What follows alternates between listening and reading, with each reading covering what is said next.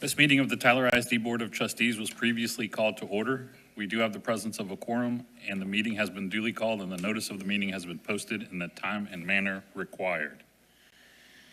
Let's see, coming out of executive session, we always begin our meetings with a prayer and a pledge.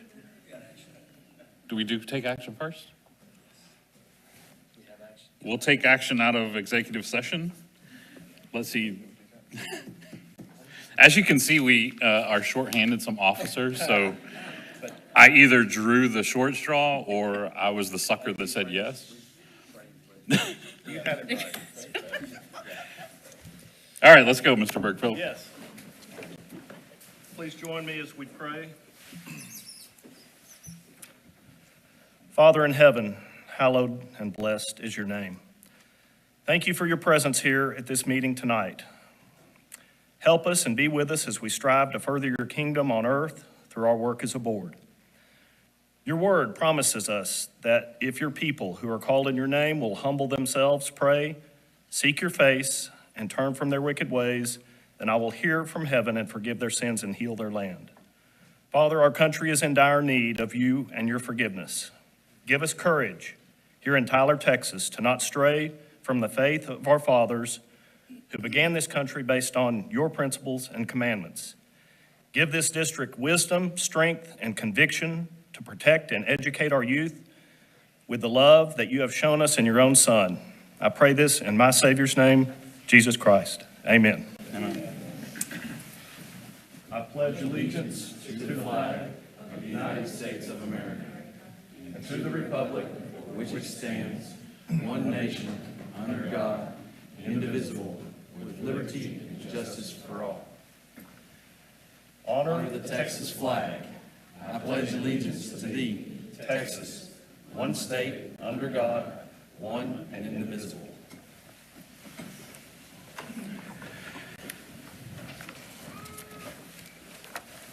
All right, thank you, Mr. Bergfield. You bet.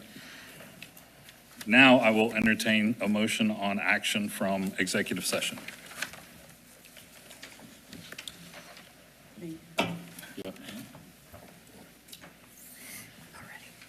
I move that the board propose the termination of the probationary employment contract of Cynthia Melton for behavior which constitutes abandonment of her contract, and that the administration be authorized and directed to send the required notices pursuant to the Texas Education Code and Tyler ISD board policy.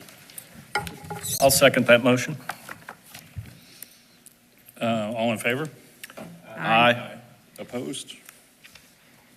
I move that the board propose the termination of the probationary employment contract of Rosa Pesina for behavior which constitutes abandonment of her contract, and that the administration be authorized and directed to send the required notices pursuant to the Texas Education Code and Tyler ISD board policy.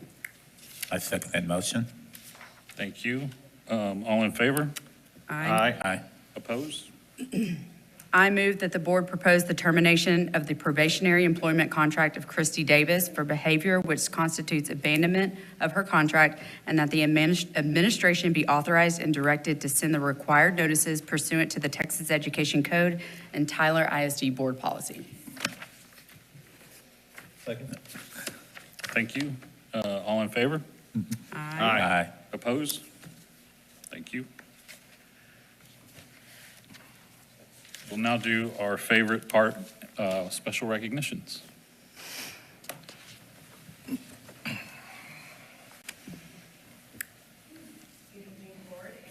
Crawford, we want to begin with our special recognition for the part of the meeting by announcing our District Students of the Month. The November Elementary Student of the Month is Kevin Oliva, a first grade student at Pete Elementary School, and our Secondary Student of the Month is Alexa Anderson, a freshman at Early College High School. At this time, let's watch a brief video about these outstanding students. Over the past decade, we have recognized and celebrated our District Students of the Month. These young individuals have exemplified a strong standard of achievement and perseverance in their public education career. Join us as we continue celebrating successful student outcomes. Tyler ISD is our hometown school district, and these are our district students of the month. Introducing our elementary honoree, Hello, everyone. My name is Kevin Oliva. I'm District Student of the Month. Kevin loves being a Pete Elementary Wildcat, and one of the best things about being a first grader is reading. Reading is so fun because all the time when I want to read, every time when I was kindergarten, I always did not want to read, but now in my first grade, I want to learn more stuff about reading. Kevin's enthusiasm to be the best helper to his classmates is what makes him so special. Kevin is really, really smart. All the time he's like a leader. He helps all the time his friends. He wants to make better. He supports them to move to the next step. Now let's meet our district secondary honoree. My name is Alexa Anderson, and I'm the District Secondary Student of the Month for November. Alexa is a freshman at Early College High School. She shares the top qualities that make being a successful student at ECHS possible. I think self-awareness is a really big part of it, knowing what you need personally. So for me, I cannot have social media on my phone, no matter how much I love it. I'll save it as a reward, and I'll re-download it for the weekend and then have to delete it again because I know that I can't keep it on my phone or I'll get super distracted. Alexa also takes the time to be a pal to her fellow classmates. I am a PAL, so Mondays and Wednesdays I tutor people in the library, so that's also good. And since I'm a freshman, I can only tutor classes that I tutor classes that I'm in currently, so it also helps me learn. Alexa's focus and drive are contributing factors to a strong start at ECHS. She is incredibly driven and hardworking. She has a focus and a goal, but she's not afraid of the commitment that it takes to reach that goal. She's great at rising the tide of those around her, bringing people up and trying to help them be their better version of themselves as well.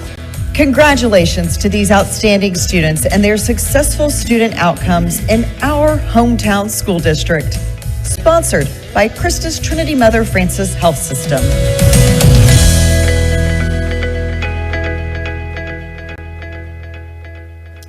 And at this time, we'd like to invite the board to come to the front so that we can honor these two students.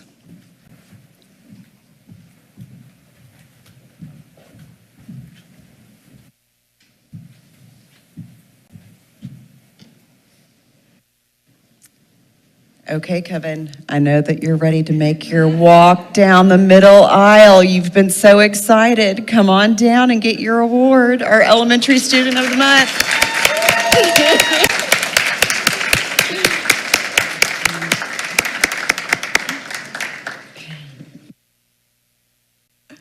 So cute.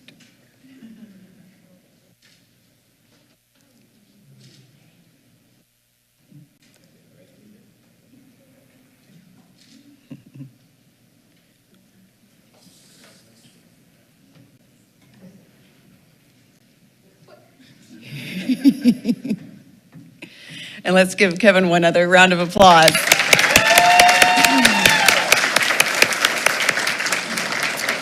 And now let's welcome Alexa to the front to receive her Secondary District Student of the Month award.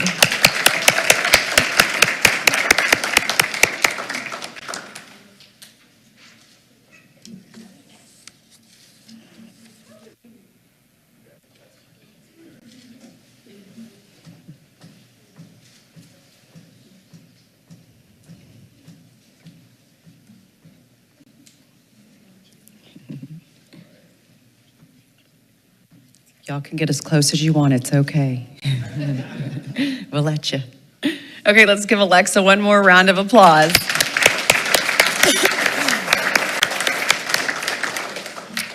And now on to our Elementary District Teacher of the Month is Mr. Ricardo Esparza from Birdwell Dual Language Immersion School. And here are a few comments from his principal. Mr. Esparza is an amazing leader. His expectations are high and he genuinely believes every student can succeed. He has the highest star math scores for 4th grade in the district. That's pretty impressive. You can walk into his classroom and see how serious the students take learning. His students from last year seek out Mr. Esparza still. He literally has a fan club of students who go and check on him in the morning before school starts. He also serves as the fourth grade SILT, and he does a phenomenal job speaking up for teachers and working with the administration to problem solve. He adds value to our campus culture by serving on the leadership committee. So now let's invite Mr. Esparza down to get his award.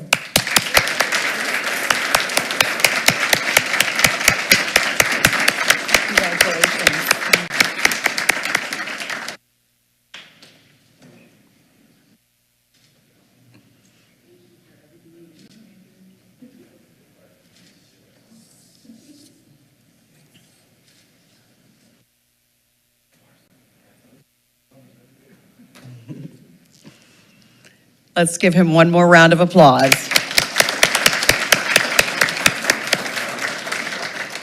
Next, we have our Secondary District Teacher of the Month, Miss Kiara Green from Bolter Middle School, and here are a few comments from her principal. As the AVID coordinator, she has enhanced the AVID program, and students are fully engaged in the program as they continue to sharpen their skills as AVID students. Ms. Green wants to give students an experience that all AVID students don't have in common, and that is going on a college tour outside of Texas. Her driving force was that most of her students said that they had never traveled outside of the state, and she wanted to help change that narrative. Ms. Green showed perseverance and kept her students to the forefront as she found ways to make that trip happen. So let's go ahead and welcome Ms. Green down for her award.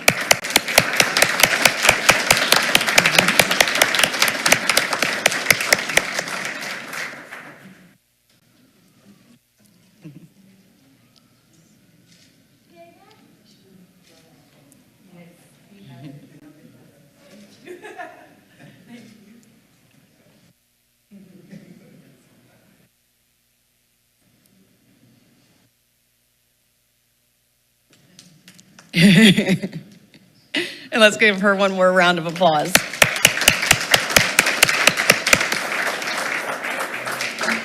And that concludes our recognitions for this evening. Thank you.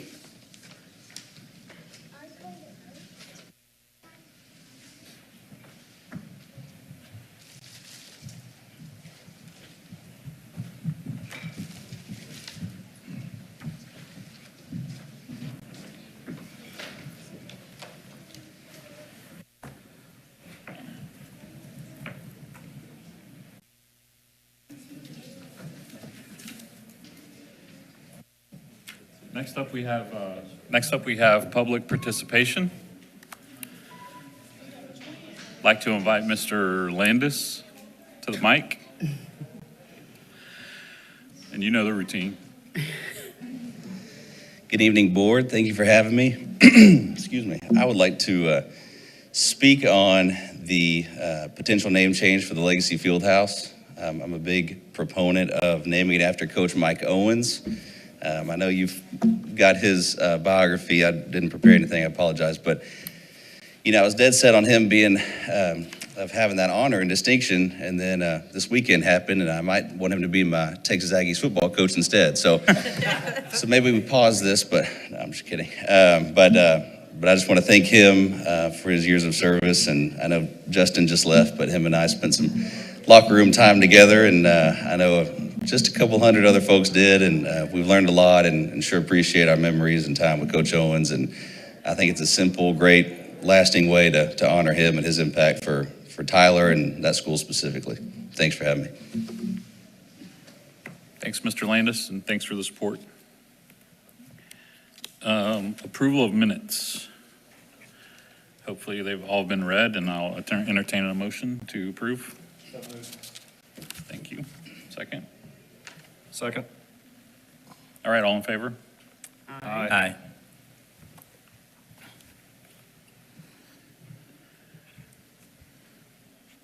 Continuous improvement student outcomes. Yeah, as Jeannie Dykeman, one of our chief of schools, comes to the presentation table, this is a routine check-in in regard to assessment of our younger kiddos. As y'all know, we don't just test kids once a year. We assess their learning and where they're making growth all throughout the year. This is one of the ways that we do that. Ms. Dykeman? Good evening, Board of Trustees and Dr. Crawford. Tonight, we have the Circle Progress Monitoring data from the Children's Learning Institute. This is baseline data for our pre-K and Head Start students. This follows the same assessment calendar as M-Class and iReady that you saw last month, and that it is set 3 times per year. This table shows beginning of the year data, and we see positive trends for every category except for a slight decline in rapid vocabulary, but that's a time test, and so as their fluency increases, those scores will also improve. This next slide is our pre-K tuition, pre-K non-tuition, and Head Start students. We do see some gaps in this data, but as students are now afforded the same curriculum experiences and exposure, we will recover those gaps throughout the year. The Circle data supports teachers to focus on lessons that target the least developed skills, and there is an activity collection or like a toolkit that differentiates lessons, and it has a soft scripting component for high quality implementation. And this last slide is the demographic breakdown. Our Hispanic students did score a little bit lower on the early literacy skills, but as their language acquisition improves and they're exposed to text and literature throughout the year, we'll recover those gaps as well. Our African American students scored high in phonological awareness and math. The social emotional component is observation data that scores behavior regulation, positive adult interactions, cooperation with peers, and flexibility and interest in learning.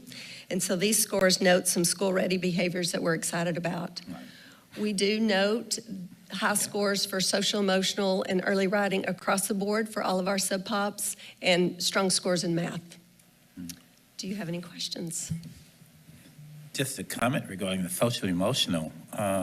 If not mistaken, that was an area that we were really deficit in before. And did we do something different or just a different group of kids? I think it continues to show recovery from COVID, and the students are just more ready to engage in the school experience. Okay, that's good, that's great. What is the timing on the other two? Did you say there was 3? Yes, middle of the times a year? year will be end of January, and end of the year is last week of April and first week of May. Okay. And Great, what was, it's good what was information. the window for this one? When did we actually assess it? It was right away in September. Yeah, so we didn't have a whole lot of time with them to be able to, especially on the social emotional end, to take them through the routine. So that's what I was going to ask. Do you feel the feedback that y'all are getting? I saw Dr. Ward here earlier. There she is. Dr. Davis back there as well, Ms. Chapa. Do you feel like that, are you hearing this from your earlier ed teachers that the kids are showing us a little bit, like, is the behavior actually matching the data? They feel like it's their school ready as opposed to just the actual data that we took for this test? At this point in the year, yes. Right. Good. It's positive scores. That sounds positive. It's great, thanks. Keep building on that positivity. Business legal finance, we were going to pull gifts and donations like tradition and item L. Anything else? K, Okay. I don't think, are we? Oh, sorry, okay. Yeah, okay. Yeah, I had that wrong.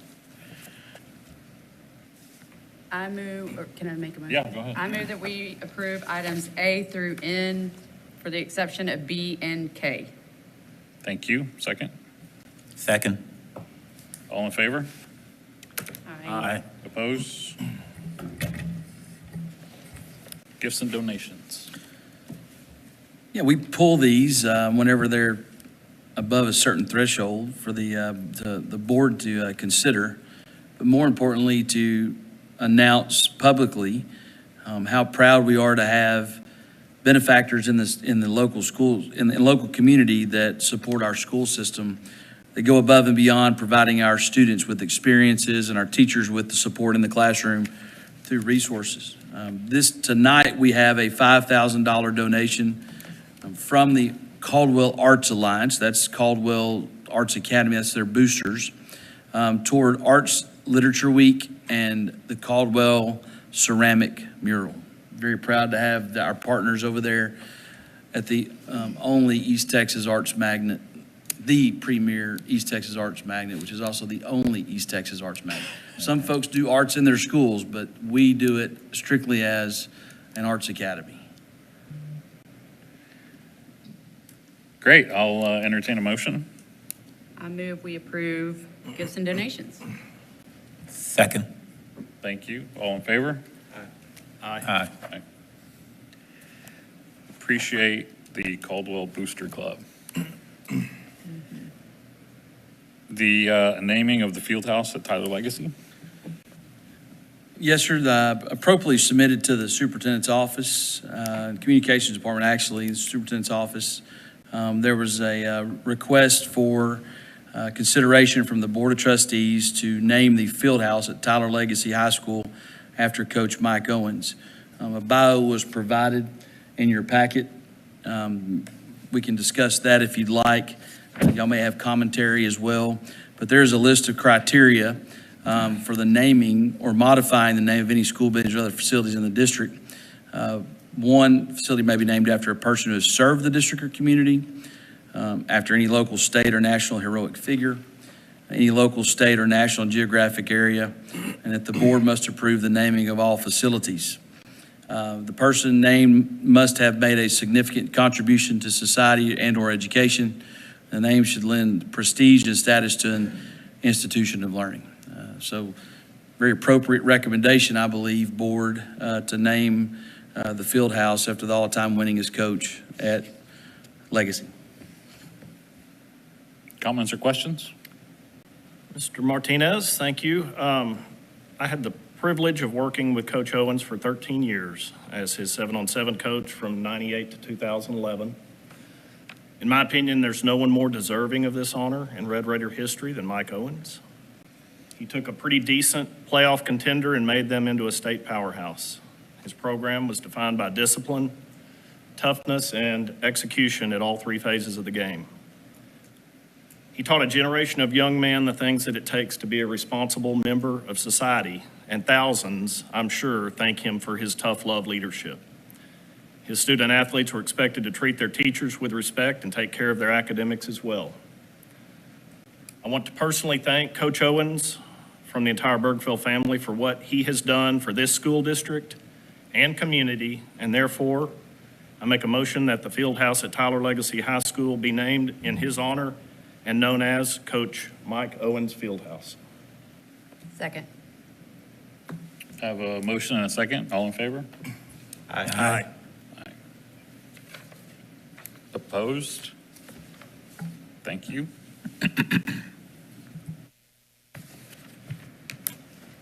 That's the curriculum instruction consent agenda.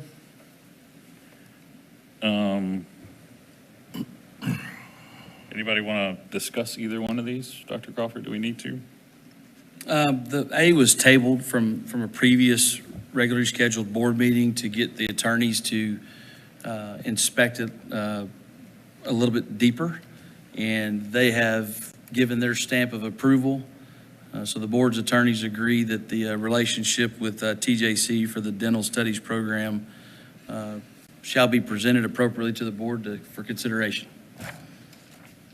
All right, I'll entertain a motion. Mr. Chair, I move that we approve the curriculum instruction consent agenda.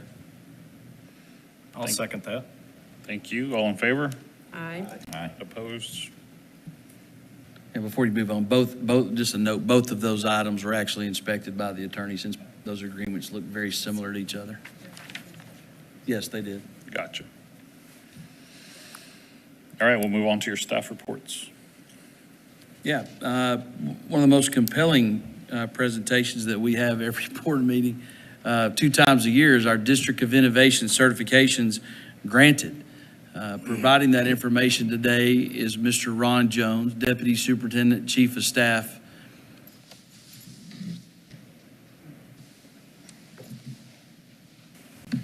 Good evening, Board. Dr. Crawford. It is my pleasure to bring you this exciting, ecstatic report on the District of Innovation. It's all about delivery. We're certainly happy to be a district of innovation. It helps us start the school year fully staffed for the last couple of years as far as teachers and personnel goes. So we're indeed appreciative of this opportunity. So if you will look at the numbers on the slide before you there, this hadn't been updated yet, so it's the numbers from up through 22. You see that more teachers are coming into the profession via alternative certification programs as opposed to attending four-year institutions and coming through regular teacher prep programs. And that trend certainly has continued, and for the foreseeable future, it will continue to be the case. And we are in partnership with our local institutions of higher education, speaking with them continually about bettering their teacher prep programs, trying to get more individuals through it, trying to be creative in doing so, but also understanding and appreciating what we have to work with through alternative certification programs. If you look at this particular slide before you there, the leading producer of alt-cert teachers right now is A+ Texas Teachers, and you can follow that all the way down through into some of our universities in the state of Texas to show how many teachers they are producing annually. And a lot of the teachers coming out of individuals graduating college nowadays, they are not graduating fully certified to teach and are having to go into alt-cert programs to finish up. And there's nothing wrong with that as well. And as far as the District of Innovation goes, we take those individuals coming out of college with their eyes set on becoming educators and vet them through our process and put them before principals, and they are selected and for teacher jobs in Tyler, and for the most part, they're doing a great job. If you look at the DOI certifications from 23-24, we're up 33 from 187 last year. And I always ask the question, okay, how are our DOI teachers performing? How are they performing compared to those that are coming through already certified? To this point, we've had 10 resignations this school year. 7 of them have been on standard teacher certifications, only 3 DOI. And if you look at the totality of last year, we had, of all of our resignations, just taking the percentages of all resignations last year, 27% were DOI, 73% were standard teacher certification. So with proper training and with support, our DOI teachers are performing extremely well in our classrooms, preparing our teachers, our students well, and preparing them for STAR and just life in general. Any questions for me at this particular point in time? Yep, roll that last slide back. While y'all are thinking about what you want to ask him, I just want to point out to the board, if you'll look at the specifics over here on the right side of your screen, we don't just hire these folks and not expect them to try to become a certified teacher. That's correct. And so the data on the right, while it doesn't add up to 100%, it does show that some of these teachers that we're providing a local certification to, upwards of 75% in there, I guess, or close to it, of our folks are on the path to becoming a certified teacher. I think that we've had some critique of the DOI program that says we're just going to hire folks and they're going to be forever DOI. Right. We've got a few that are that way, but again, it is not the norm. It is an outlier more and less anything. So very interesting as we go forward, and I've got some other commentary on that here in just a minute. Yeah, we have some of our DOI teachers are still reeling from COVID, trying to get assessments taken, trying to play catch up from that time frame. So it's certainly, like Dr. Crawford said, not just individuals that are going to remain DOI forever. And we, from time to time, we hear, why don't you just hire, retired teachers? I have yet to meet a retired teacher that has come to HR to apply that wants to go through everything that our teachers go through nowadays and give up that opportunity to get up when they want to and go where they want on a daily basis. So that is not something that is really a thing. I've not met one yet that has retired that wants to come back and do this. If they retired, they want to do what we work all of our lives for, enjoy themselves while they have longevity and quality. And you're open to taking that meeting? Oh, absolutely, all the time. Okay. Yeah. Yeah, put that on the record. Busloads. I'm pull up with the trunks and open them up and send them on in. We will take the meeting. General question in regards to defining the two and making sure we understand exactly what the ultimate class certification versus the four-year college university. The two, what's the basic fundamental difference in that? What, between alt-cert and DOI? Right. Okay, very similar. Both individuals have to have a college degree, a bachelor's degree. Coming and going into an alternative certification, your transcripts are reviewed, and you're partnering with an organization that will review your transcript, figure out which area of high needs in the district that you fit best, and then you have to finish up by completing coursework and your certification exams with that particular organization. You have to complete modules, as part of your training. District of Innovation, yes, those individuals have degrees, but they don't necessarily have to go through an alt-cert program. They go through a district process and are vetted through there to figure out if they have the industry standard certification, a number of years that we need to put before our students. That is the gist of the difference between the two. Of course, 4-year with degree and certification is different than 4-year with a degree in education. And industry. And some of those folks have that. Your superintendent was one of those. When I figured out that I could graduate and didn't have to wait a whole half a semester or half a year or a whole year to actually get my teacher certification and graduate, I could actually graduate and get a job. My job was to try to play baseball, but it didn't work out. But then I went and got alternative certified after that. So,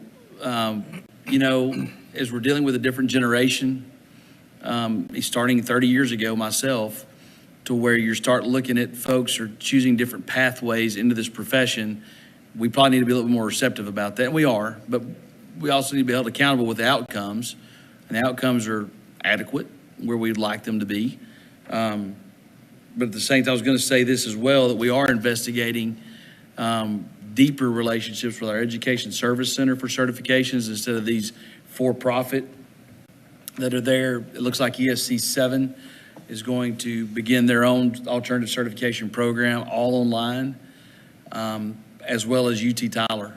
UT Tyler's got a program called Grad Teach that looks like that may wind up being an avenue for us as well. So we're not just getting these DOI folks and not trying to train them. They all have to go through our first year and second year and third year if they're new to the profession, professional development program. Is that right, Dr. Gropel, since C&I is in your division with Dr. Norman back there at CR?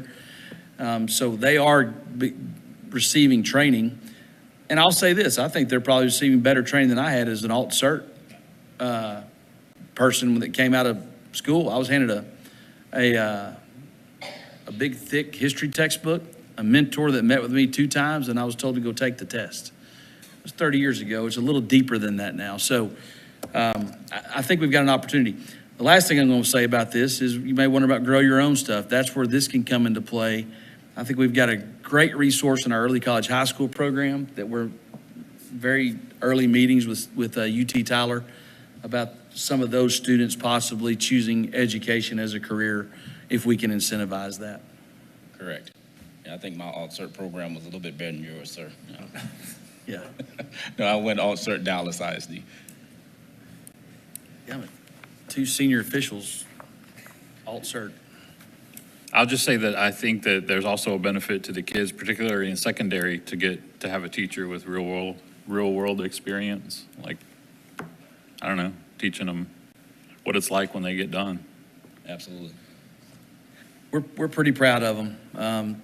we're kind of in the middle of performance data as well as we're going through these processes to see how they're performing up against some of our certified teachers as well. So last year, we didn't see many deficiencies in comparison between those that actually went to teacher school and those that don't, or that didn't. And so, again, the outcomes have been where we kind of want them to be. And this is just a new way we've got to look at it. I'll say this as well, though. We want a certified teacher. There's some benefits to what you said, Mr. Martinez. So if we get a quality certified teacher, there's no doubt that that's an advantage of an experienced teacher being in front of our kids. We're not going to turn them down if they're what we need. I think everybody thinks if you just walk in the door with a credential, when you apply for something, you shall automatically be hired. No, we're looking for quality. We're going to hire the best person that gives us a chance for our kids to be successful. Thank you. Welcome. We have a couple of first readings on discussion items. Yeah, real quick, Dr. Gropel, since there's a microphone in front of you, tell us a little bit about this first reading here on GKG Local. GKG Local is going to pertain to the district's allowance of chaplains on campus. As you may have remembered, a bill that came out of this legislative session that gave districts the ability to employ, if they so choose, chaplain to provide counseling services for the district. This is pertains to that legislation that came out specifically. And so this policy, this is kind of this has to happen before this has to happen. Is that correct? Yes, at the December board meeting, we will be bringing a resolution for the board to determine how we're going to interact with that piece of legislation, and this policy will go inside, or will coincide with whatever the board decides to adopt as a part of that resolution. One last question on this. This was asked by a board member. We already have volunteers and we have a volunteer policy. What is different about this than what we already have in place? Just specifically about the clergy part of that policy. Just the small tweak of that. Okay. Any questions?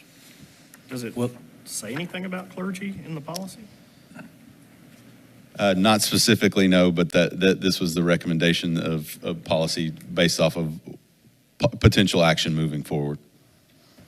Legal services from the Texas Association of School Boards. Yeah, this is a volunteer policy, completely volunteer, right? At this Yes, point. sir. Right. So what are our options next month? Accept or We can deny? choose to employ clergy or chaplains as counseling services, or we can approach it via the volunteer program, kind of similar to what you're reading in that policy, which is similar to what we currently do with partnerships with local churches. With a lot of our schools, in fact, the majority of our schools have a similar process. So the clergy member could volunteer on the campus and provide support like they're already doing, but we're required by statute to take some level of action and resolution based on that. So this was the recommendation from TASB as far as policy to associate with what we believe is the best course of action for our district. And third is to not do anything at all. Correct. So there So is this an doesn't- option to do nothing? This doesn't really oh, this is enlightening. This is so great. We're finally freed. We can, have like Christian counselor, like people with faith on our campuses. Right. This is not a freeing, liberating policy that is going to drastically shape how we're providing support for children at our campuses. Okay. But you are legislatively required to take action on this specific topic. We are legislatively required to adopt required to vote on this. Put your hand in the air, determine whether we're going to allow members of clergy on campus. But we already do. No. Even though we already do. Even though we already do. And as a reminder, this is just the first reading. Correct. All All right, thanks. Future business? I've got one more staff report. Oh, you do? Next year's calendar. Always the highlight of my end of, the 11th month of the year board meeting. We starting in July? We tried to start in July per Mr. Bergfeld's request. But we just couldn't make it work. And so here we are again talking about a mid-August start, a midweek start. Our teachers loved that. Our campuses loved it. They just felt like after that long summer break that our kids just would be too exhausted to go a full 5 days the first week of the year. They could handle it. The adults could, but we're going to give them an opportunity at a midweek start. They love the Monday, Tuesday preparation as well. Labor Day on September 2nd. If you didn't break up September all the way to Thanksgiving, it'd be a long 2 months. So there is a little bit of a fall observance in there. On the 11th of October, the kids will get a 4-day weekend to maybe get to the beach one last time or maybe get down to the ranch or something. And then on the 14th, you've got a staff development day. Then you get to November and one of those glorious 9 days straight observances of time off that this industry sometimes takes for granted. We thank the public for allowing us to, as educators, especially our teachers, to have 9 straight days off, and sometimes we're not as outwardly appreciative of that as we should be. Then you get into December.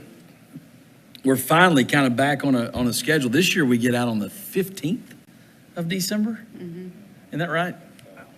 Which is 10 days before Christmas starts. Well, finally the calendar hits right to where Christmas is on a Wednesday.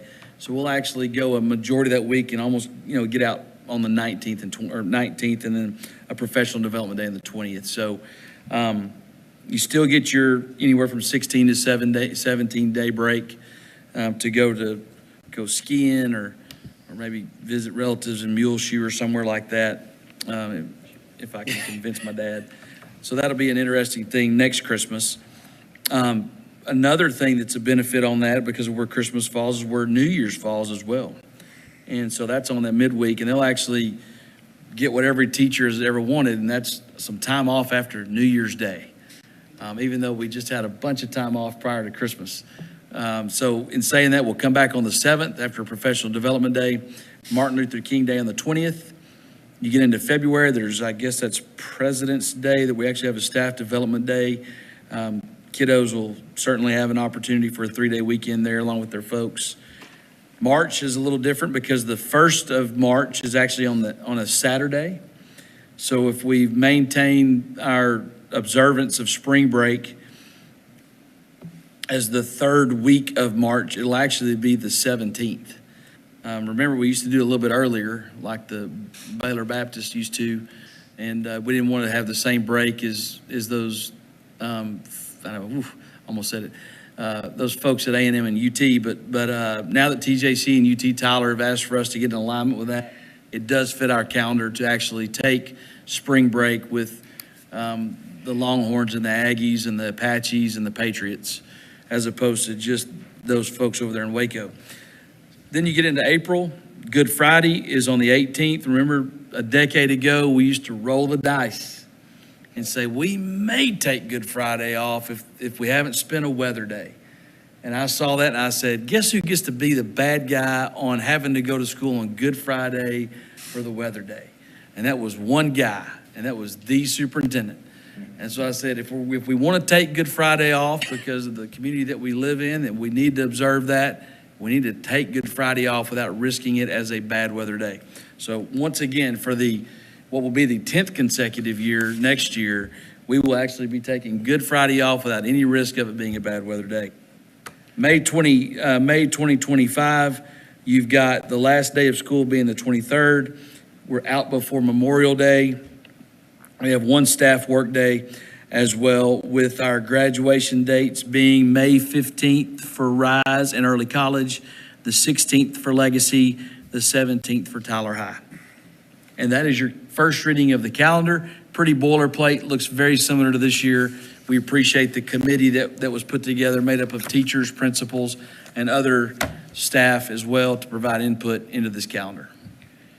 If you have comments, questions, or feedback, please contact R. Wade Washman.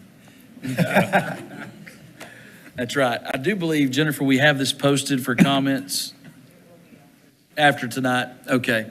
So per usual, we will be able to do that.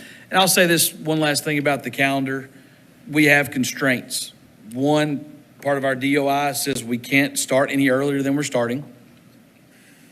And then our teachers are adamant they want to be done by Memorial Day. Obviously, if we could loosen either side of the schedule up or both sides of the calendar up, we could actually have a few more breaks off, like a fall break, et cetera. But we're pretty constrained on that. And it's a good instructional calendar. There's a lot of consistency in this calendar year to year that we've been having in regard for parents to kind of know where we're going as far as days off, and then being able to make sure we have the appropriate instruction for kids. Tasha, how about you with the microphone? Talk about flex days real quick, because sometimes those vary from year to year, and maybe tell the board real quickly why those might vary from year to year. Okay, the reason they will vary the year we're in and next year is because this year we're taking an extra day at Christmas. We'll have 11 days off. Next year we're taking the extra day in October. And so employees that work year-round will have 2 flex days. And then the ones that work 232 have none, so it's gone down, so. Yep. It used to be, it would alternate between 3 and 4, just because of the way that it fell. But now that we've taken an extra day off, it's at 2. And again, that's because of any days you may take off during the actual school year, right? Yes, Okay. because we're having extra days off. Yep. So if we didn't have the October 11th day off, Right. that And would in be another flex day, I guess. One year, I think it was last year or the year before, we had the year-round people, 226, they worked 2 of the professional development days they worked 2 days while the teachers were off. So we had more flex days that year. But now we're all taking the same days off because it was so confusing. The employees thought they were off, but they weren't really. They had to come to work. Yeah. And they had planned things and, And we do a lot of things already that are in support of our employees, our payroll department especially. It's a pretty hardworking group and a very stressful job to have. yes. And so when we do little things like this, where we say that we're going to take the day off when the rest of the district's off, as opposed to trying to manage when all these flex days are, takes care of them as well. So if we're trying to have a team spirit about this whole thing, Yes. that we need to have a global understanding about what it takes to manage the payroll of our school system as it pertains to the calendar. Yes. Made a decision today that took care of them, right? Okay. Was there, just out of curiosity, the nice thing about spring break I always liked was it was during the time change. So next year that's happening on the 9th. So was there any consideration into having it line up with? You like the time change to Coincide with spring break, because then everybody's losing an hour and they get a week to adjust to it. I don't know, we've always looked at really TJC's calendar. Okay. And UT Tyler's calendar.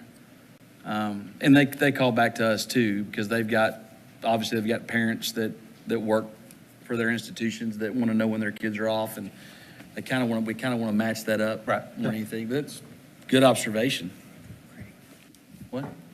Yeah, the dual credit kids have a weird, at the high school and then at early college, always have that, but it's usually a parental type of thing with as many folks as we've got in town that kind of either work at UT Tyler or TJC. We just kind of got on the same page finally, because we used to take different times off, and that wasn't always beneficial for everybody, because you might have the parents off one week and the kids off one week, which they may have liked that. I don't know. I just remembered it was always nice as a teacher, you you were off that week when the time change happened. So the time change on this one will be the night of the 8th and 9th? Did you already look it up? Okay, I was curious, so. I got you. Good idea.